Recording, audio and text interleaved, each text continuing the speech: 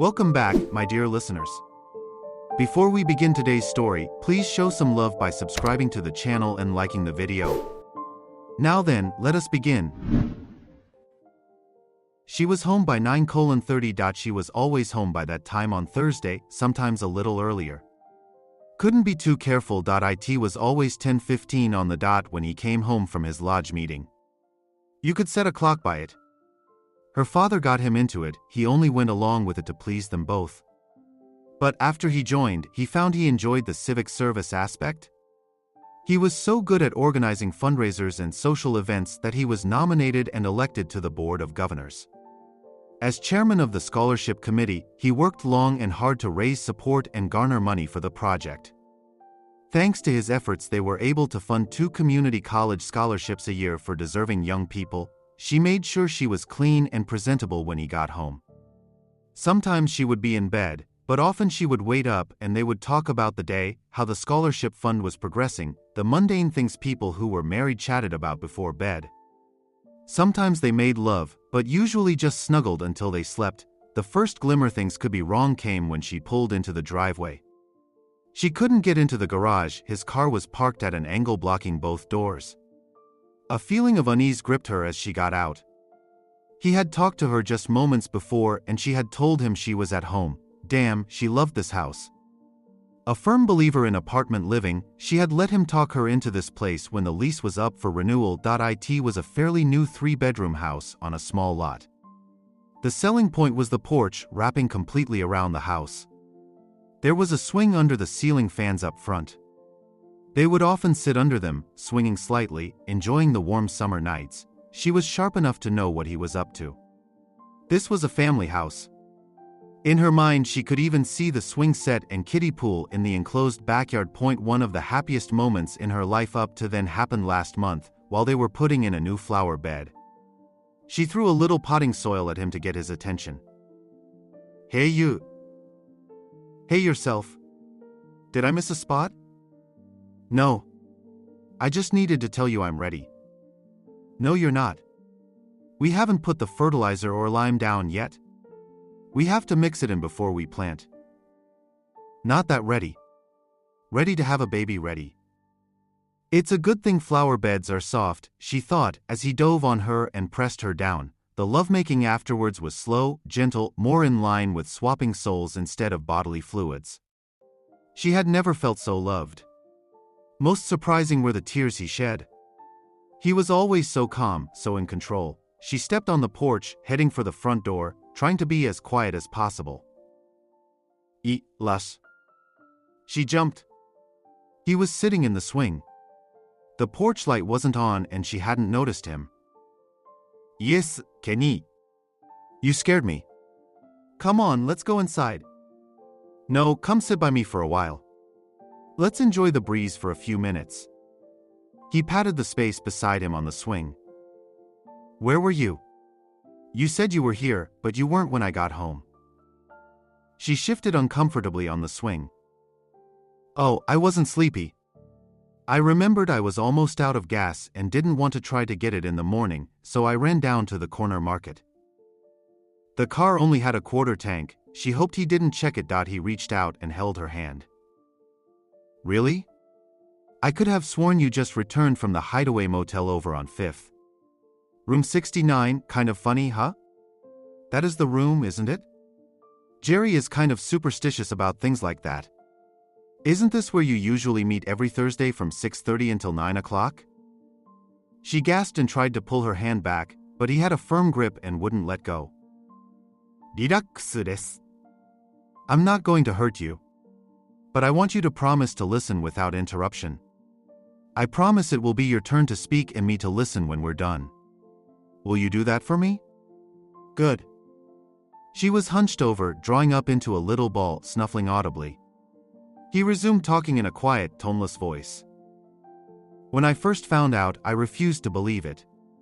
One of your friends saw you, and no, I don't know which one, she sent me an email from a public account. At first, I ignored it. But the seed had been planted and it sprouted, gripping crevices in my brain until I finally had to get rid of it by disproving it. So I checked. I had a friend watch the house for me. Do you have any idea how revolting it is to ask someone to do that? Especially when he's a friend to both of us. This favor may have ended my friendship with him. It was terrible watching him fight his emotions as he gave me the rundown.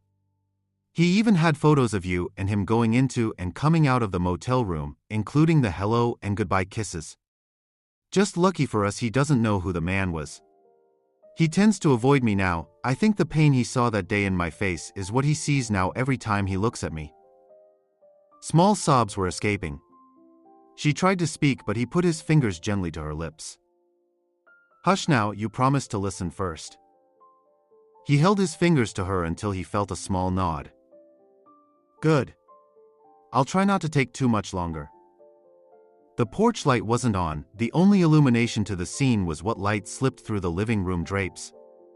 Even though he continued to speak in a calm, even tone, his face was a mask of pain and anguish. But in the darkness she couldn't see it. When he showed me the pictures, I swear the sound of my heart breaking almost deafened me. Literally, my ears were ringing. But as I thought about it, I felt I needed to know why. Why could you two do this to us? For the first time his calm broke, and a shuddering sob slipped out. He breathed deeply for a minute, fighting for control. Your own sister, Leslie, how could you? When your mom died, she stepped in and practically raised you. You have to know, at 15 the last thing she would want was the responsibility of a 9-year-old. But she stepped up. Missed dates, dances, school activities so she could be available for you. Your dad told me one year money was so tight that she gave up Christmas so you could have something under the tree. She loved you more like a daughter than a sister. You know she will eventually find out. Even though she deserves the truth, I'll never tell her. I love her too much to inflict such pain. Maybe she can forgive Jerry, she's the best woman I know. But forgiving you, Les, I don't know if even her heart is that big. Tears were rolling down her cheeks, gaining in speed and volume as she realized for the first time the repercussions of her acts. She remembered the thrill, the smugness of knowing a secret, of getting away with something. It seemed so childish to her now. Her mind was already seeking ways of damage control, hoping desperately she could fix this. How could she have been so stupid? But deep down she knew he loved her so much he would forgive her anything. That was her anchor, her rationalization that even if she was caught he would never leave her. For the first time, doubts crept in. I had to know, Les. Why? It was consuming me. So I bugged your purse. Remember that spiffy little flashlight I bought for you? It was also a voice-activated recorder. Amazing what you can find on the net these days. You know what amazed me? There didn't seem to be any spark between you. It was like, we're here, let's fuck so we can get home to our families. He even referred to it once as knocking off a quick piece, and you were giggling and agreeing. If it meant so little to both of you, why did you do it? Oddly though, that gave me hope. If it meant so little, then maybe it was going to end soon. Had that happened, I would have took my knowledge of your affair to the grave. I had a plan. I was going to change my habits, make it hard for you to keep your meetings. My thinking was that if it meant so little and I was making it difficult to get together, throw just enough hints to scare you, you two would just give up. I even removed the recorder from your purse. But then I did something stupid. I listened to it. Want to know why I cried when you said you were ready to have our baby? It was because of that, and to me, it meant your affair had run its course. He stopped, talked out for a bit. He held her hand and rocked for a bit, shushing her when she tried to speak, reminding her she would get her chance later. After a bit he started again. Then I listened to that damn tape. That was your undoing, Les. I heard you tell him that this was the last time, when he said forever? I swear I heard angels, but it was demons gnashing their teeth in glee. If you can't remember your answer, I've still got the tape. He hit the button on the tape, and she heard her world end by her own words. Of course not, Jerry. Just long enough to get pregnant. I love him and I want to be sure it's his. 2 weeks after the doctor confirms I'm preggers, you'll be back in the saddle. We may have to meet more often. All my friends say being pregnant makes you horny all the time. Just be glad Kenny will be there to take up the slack. Even in the dark, Kenny could see the paleness in her face. Rapid, shallow breathing indicated the start of hyperventilation. He waited until her breathing returned to normal. You have no idea what went through my head, Les. Ugly things so vicious and vile I'm ashamed they occurred to me. I was going to destroy you. Maybe kill Jerry. Finally I calmed down and thought it through rationally. I've been considering what to do for the last 2 weeks. It took me a while, but I came up with the perfect revenge. I bet you're dying to know, aren't you, Les? She was terrified. Well, honey, here it is. It was so simple I don't know why it didn't occur to me earlier. You don't get to love me anymore. It will never again be Kenny and Les. From now on it's just Kenny, just Leslie. We are no longer one. We'll never have children. The 2 girls I wanted because I thought there should be more like you in the world will never be. The little boy with your grace and my size? He will never exist. We'll never go to Lamaze class together. I'll never rub your tummy with lotion to minimize your stretch marks. I'll never hold your hand and cut the cord in the birthing room. The childhood illness, seeing them off to kindergarten, middle school, high school graduation, college, will never happen. No birds and bees talks, no celebrating sports triumphs, consoling them when they lose, no driving lessons. No losing sleep when they first start dating. No grandchildren. When your hands tremble so bad you can't cut the cake celebrating your golden anniversary, it won't be mine helping you steady. You'll never get to grieve me nor I you when one of us finally passes. This house we both love so much? I rescinded the offer to buy. We'll never own it together. It will never hold another memory of us. Finally his tears came. You killed us, Les, just as sure as if you put a gun to our heads and pulled the trigger. I've thought about it a lot. I'm tired of thinking, tired of crying, tired of feeling lost and alone.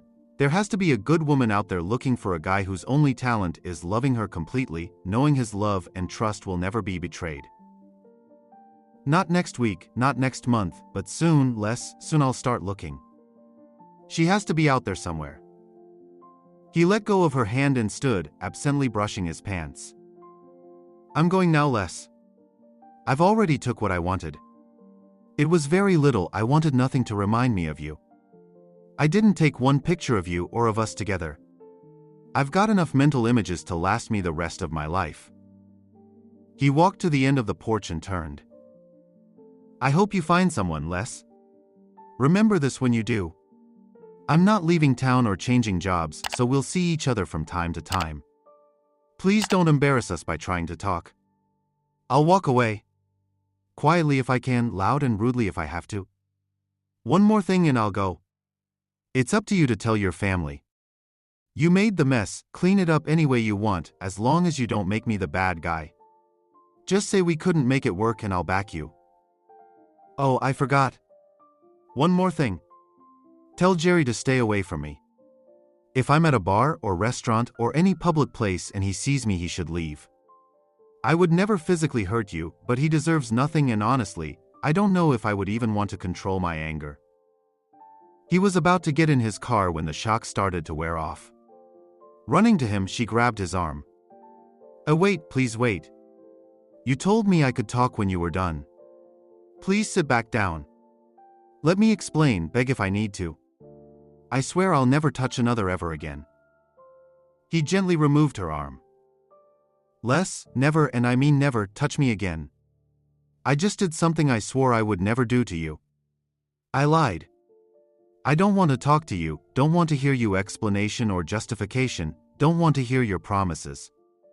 V110引用不ある異談です. You don't know how sorry I am.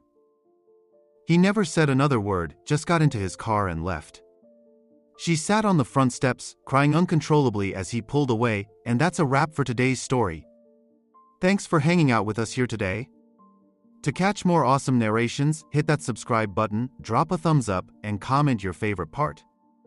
And hey, don't forget to hit that notification bell to be the first to know when we drop the next story.